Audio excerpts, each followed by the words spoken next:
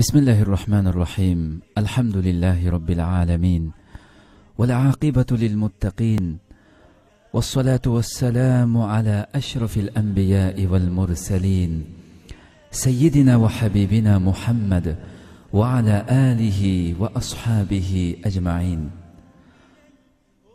أما بعد فالسلام عليكم ورحمة الله تعالى وبركاته Aldı bilen Allah subhanahu ve ta'alaga cheksiz hamdu sana ve Peygamberimiz Muhammed sallallahu aleyhi ve sellemge pak durud salamlarımızı yollagandan keyin qadrli qarindoshlar Vahiy penceresi programımızın 28. sanaga kelganinglarni qizg'in qarshi olamiz.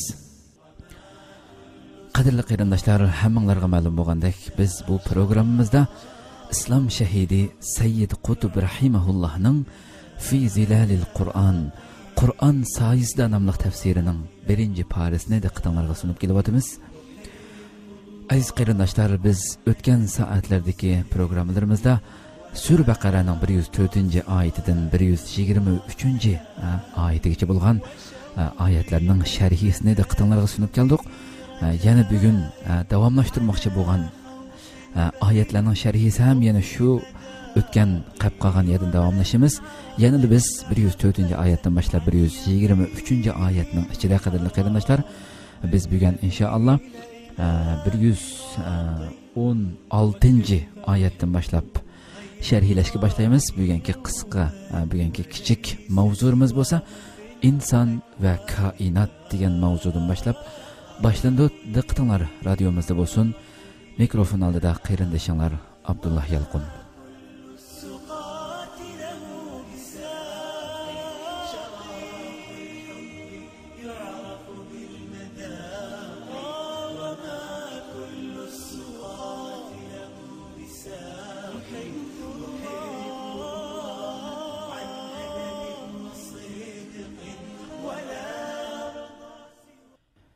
İnsan ve kainat.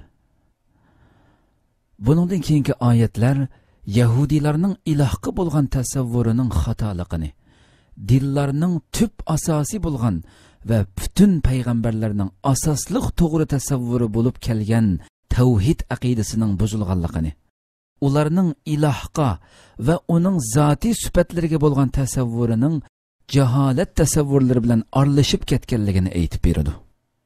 Ahli kitap müşriklerining ilohga bo'lgan tasavvuri bilan Arab müşriklerining ilohga bo'lgan tasavvuri o'ttirsida asos jihatda hech bir cho'ng farq yo'qligini va har ikkilisining qalbining birdekligini oydinlashtirib berdi. Bu jarayonda har ikkili firqaning oldida islomning to'g'ri iymon e'tiqodini ro'shanlashtirib berdi.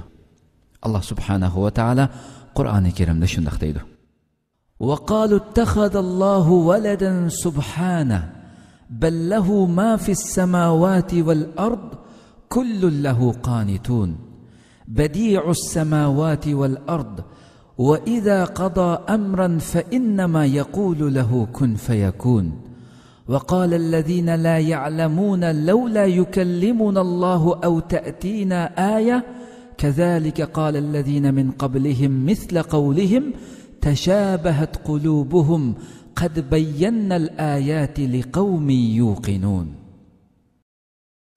Allah bu ayetlerde Sur Baqaraning 116. oyatidan 118.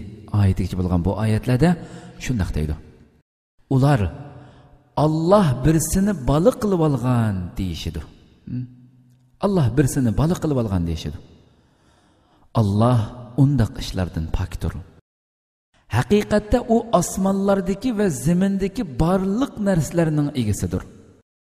Hammasi uningga bo'ysunuvchidir. Allah osmonlarni va ziminni yo'qdan bor qilg'uchidir. Bir ishni vujudga keltirishni iroda qilsa, vujudga kel deydi-da, u vujudga keladi. Nadallar biz bilan nima uchun Allah o'zi so'zlashmaydi yoki bizga nima uchun biror alomat kelmaydi deydi.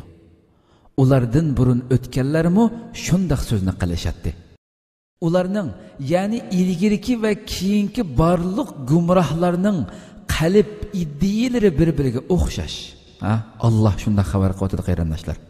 ularning qalb iddiyaları, ya'ni ilgirki va keyingi barliq gumrohlarning qalb ideya jihatdan bir-biriga o'xshash. Tashabahat qulubuhum deydi. Bir-biriga o'xshash. Ishonadigan qavm uchun biz haqiqatan alomatlarimizni ochiq bayon qildik. Qad bayyannal ayati liqaumin yuqinun. Ishonadigan, iymon etgan bunda qavm uchun biz haqiqatan alomatlarimizni ochiq bayon qildik deydi Alloh subhanahu va taolo. Endi Alloh birisini bola qilib olgan degan bu so'z faqat xristianlarning İsa alayhissalom haqida qilishgan so'zlari bo'lib qolmasdan, Yahudilarmo Uzayr haqida shunday so'zlarni qilishadi. Arab mushriklarimo farishtalar haqida shunday aqidaga ega edi. Bu yerda Qur'oni Karim bu firqalarning aqidasining tafsiloti haqida to'xtalmaydi. Chunki bu yerda qisqacha to'xtalish va Arab yerim oralida islomning yo'lini to'sayotgan shu har 3 yil firqa tarafga qisqacha ishora qilib o'tish taqozo qilinadi. Ajablanarligi shuki, mana bugungi davrdami yana shu 3 firqa islomning yo'liga to'sqinlik qilib kelmoqda. Yahudilar xalqaro sahyonizm shaklida, Nasaralar xalqaro xristianizm shaklida, Arablar dunyoviy kommunizm shaklida islomga qarshi turib kelmoqda. Bu oxirgisi, ya'ni Arab kommunizmi ayni chog'dagi Arab sherikchiligidan mubak qabih ham xatarlikdir. Oyat Yahudilar bilan xristianlarning bizdan boshqasi hidoyatda emas degan da'volarini mana shunday shaklda bitkit qilib tashlaydi. Ularni Arab mushriklari bilan bir qatorga tizadi. Qur'on ularning ilohga bo'lgan tasavvurining boshqa botil taraflarini oydinlashtirib berishga yo'tkilishdan ilgari Allohning undaq noqis tasavvurlardan butunlay pok ekanligini, bandalar bilan uning o'ttirsidagi munosabatning haqiqiy xarakterini bayon qilib beradi. Haqiqiy xarakterini bayon qilib beradi. Va deydiki: "Va qalu ittakhadallohu waladan subhana bal lahu ma fis samawati wal ard kullun lahu qanitun badi'us samawati wal ard wa idha qada amran fa innama yaqulu lahu kun fayakun." Ular Allah birisini bola qilib olgan deyishidi. Bu kafirlar shuna deyishidi. Allah undaq ishlardan pokdir. Subhana. Allah undaq ishlardan pokdir. Haqiqatda u osmonlardagi va zamindagi barliq narsalarning egasi o Allah subhanahu va taolo. Hammasi uningga bo'ysunuvchidir. Allah osmonlarni va zaminni yo'qdan bar qiluvchidir. Bir ishni vujudga keltirishni iroda qilsa, vujudga kel deydi-da, u vujudga keladi. Qarindoshlar, bu oyatda islomiy nuqtai nazar jihatdan Alloh subhanahu va taolaning yagona tasavvuri bayon qilinadi. Yaratquchi bilan mahluqotlar o'ttirsidagi munosabatning qanday xarakterga ega ekanligi hamda bu koinotning Alloh tarafidan qanday maydonga keltirilganligi aytib beriladi. Bu vaqtda o'ttirga qo'yilgan tasavvur boshqa barliq tasavvurlardan oliy ve üstün o'rinda turadi. Bu kainat Allah'ның zati sübti tarafından qanday vujudga keltirilgan? U faqat Allah'ның shuni iroda qilishi bilan vujudga kelgan. U faqat Allah'ның shuni iroda qilishi bilan vujudga kelgan. U kun, ya'ni bo'l degan buyruq qila qarashliq bo'lib, bo'l deyildi-da, u bo'ldi. Ya'ni ilahiy irodaning har qanday vujudga kelguvchi tarafga yuzlanishining o'zila uning belgilangan va muayyanlashtirilgan shaklda hiçbir sabab ve maddi kuvvetga tayanmasdan derhal vücudga kelishiga yeterlikdir. Hamda ilahi irade qandoq qilib maxluqqa berib ketiladi ve uning natijasida maxluq qandoq vücudga keladi degan savolga kelsak, biz buning mohiyatini bilmaymiz. Chunki bu insonning aqli idrok qilolmaydigan ilahi sirning birisi bo'lib, insonning aqli uni bilishga bardoshlik beramaydi. İnsanın yaratılışıdırla aklının bu sırrını bilişki berdaşlık berolmaydigan şekilde yaratılışıdaki sebep insanın yaratılış maqsadiga nisbatan bu sırrını bilishning hech qanday zaruriyati yo'qligidir. Chunki insonning yaratılışıdaki maqsad zaminning xalifalik vazifasini ijro qilish. va uni taraqqiy qildirishdan iboratdir. Allah Taala insonga o'z vazifasini ijro qila olishi uchun koinotning qonunlarini kashf etish jihatda idrok quvvatini inson manfaatlanaligidak miqdorda ato qilgan. Biroq buyuk xalifalik vazifasiga munosibatsiz sirlardan ularni xabarsiz qoldirgan. Bu nuqtada boshqa falsafalar shu qadar ozg'unlikqa cho'kkanki, ular hech yerdan yo'riqlik uchquni ko'ra olmaydi. Paydasız sir asrorlarni yeshishning ko'yida avara yuradi. Gerçi insonning aqli yaratilish tabiati nuqtasidan u xil tabiatdan tashqari metafizik qiyoslar ustida tafakkur yurgiza oladigan iqtidorda bo'lmasa-mu, ular yanada inson aqlining xiyoliy qiyoslaridan iborat bo'lgan bir qism qarashlarni tiklib olgan. Vaholanki Alloh taolo insonga azaldan bu sirlarni yeshaligidek vosita ato qilgan emas. Şuna barlıq felsefi fikirlerinin en âli dereceliklerimi şu kadar külkilik tuyuludu ki, onu körgen adetteki insan mı paylasoplardan ibaret şunca dana kişilerinin qandaqsıga o xil neticelerge berip kalğanlıqıga hayran kalmay turalmaydı. Bunun sebebi şu ki, felsefelerini oturgu çıkargıçlar insanın akıl idrakini tabii çekidin aşırıp, aqlning iqtidori yetmaydigan g'ayri tabiiy masalalar ustida iste'mol qilishga uringan. Shunga ular qanoatlangudek biror natijaga erisholmagan. Ularning qo'lga keltirgan natijasi islom e'tiqodiga iymon keltirgan va uning orom baxsh soyasida hayot kechirayotgan har qanday kishining nazarida hech narsaga arzimaydi. Chunki islom o'z agash kuchlarini undaq noaniq dalillarning zulmat qorong'uligida gangrab yurishdan qutqizib olgan. Shunga ular asosiy xato fikriy yo'llar bilan tabiatdan tashqari metafizik masalalarni hal qilaman deb urinib yurmaydi. Biroq keyingi davrlardagi musulmonlarning faylasuflari Yunon falsafasining ta'siriga uchrab, shularning safsativiy metodiga binoan fikr yurgizishga boshlaganda, xuddi ulardan ilgiriki Yunon falsafa peshvolari mubtalo bo'lganga o'xshash nurg'un xato temalar va son-sanoqsiz chigishlar maydonga chiqqan. Bu xil musulmon faylasuflar islomning tabiatiga xilof keladigan va aqidasining mohiyati bilan butunlay munosibatsiz bo'lgan nurg'un masalalarni islomning fikri tuzilmasiga kirgizib qo'ygan. Qisqasi, insonning aqli bilan fikri qandoqli chog'da chekdan oshirib etilib, o'zining tabiatiga va yaratilishiga xilof ishlar uchun sarf qilinadigan, uning keltiradigan muayyan natijasi ashundoq bo'lmay qolmaydi. İslamның nazariyasiga ko'ra, yaratquchi bilan yaralg'uvchi butunlay boshqa bo'lib, yaratquchining hech bir o'xshashi bo'lmaydi. Mana bu nuqtadan vahdatul vujud falsafasi tamoman islom tasavvurining sirtida qoladi. Islom g'ayri musulmonlarning vahdatul vujud tushunchisini qat'iy rad qiladi. Chunki g'ayri musulmonlar vahdatul vujudni Alloh bilan mavjudotning birligi deb tushunadi.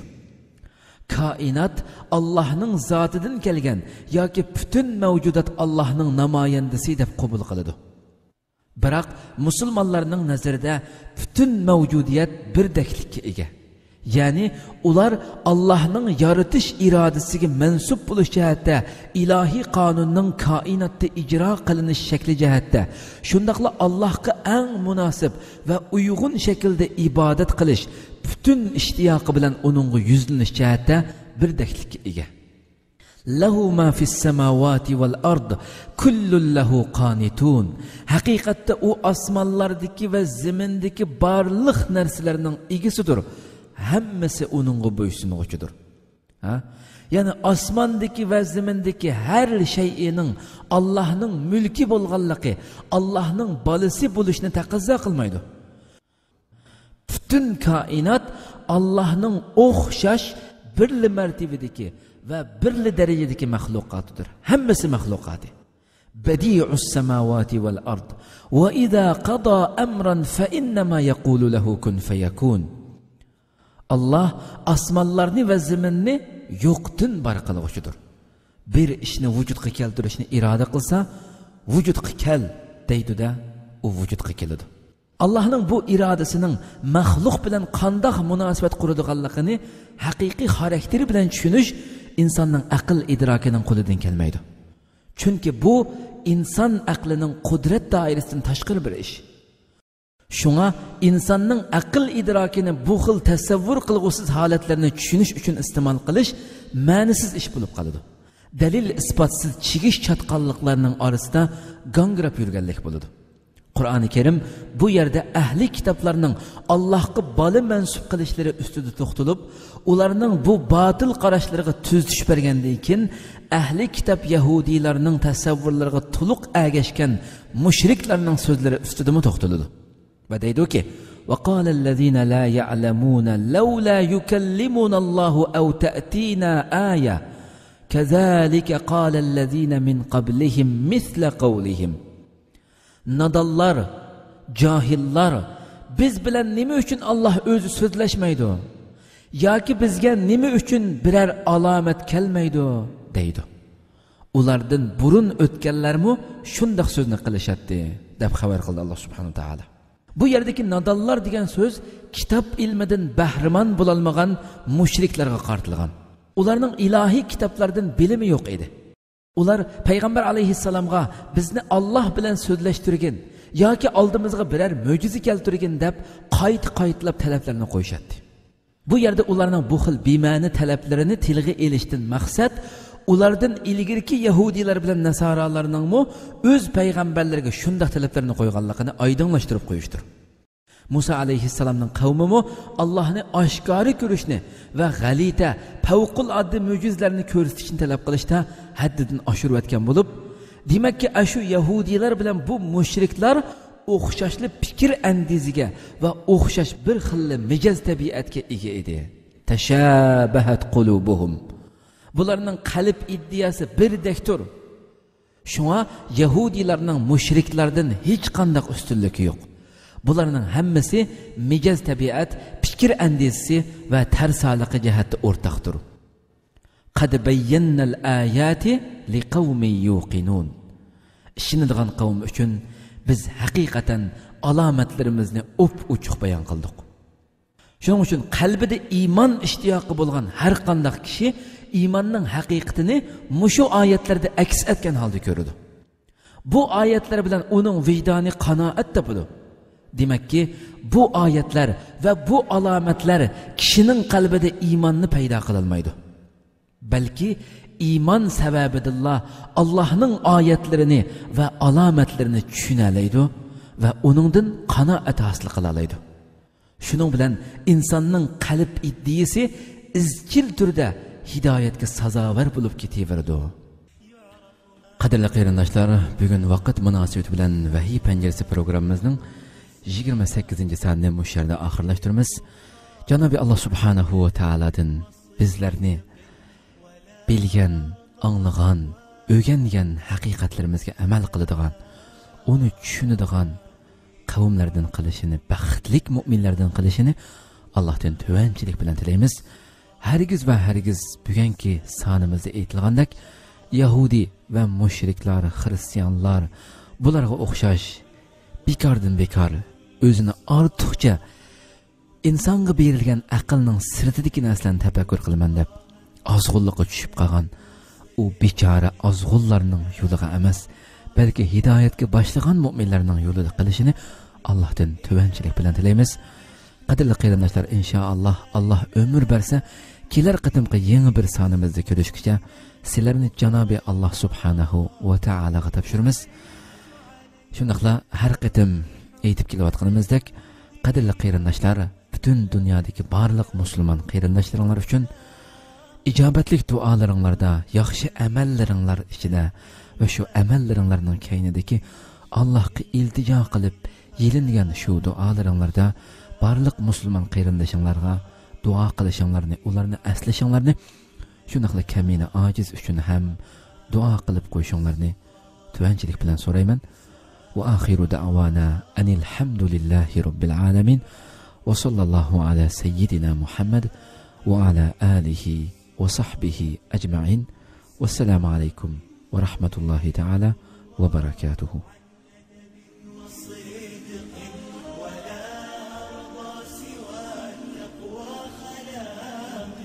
وشوقي قد مزجت به رجاء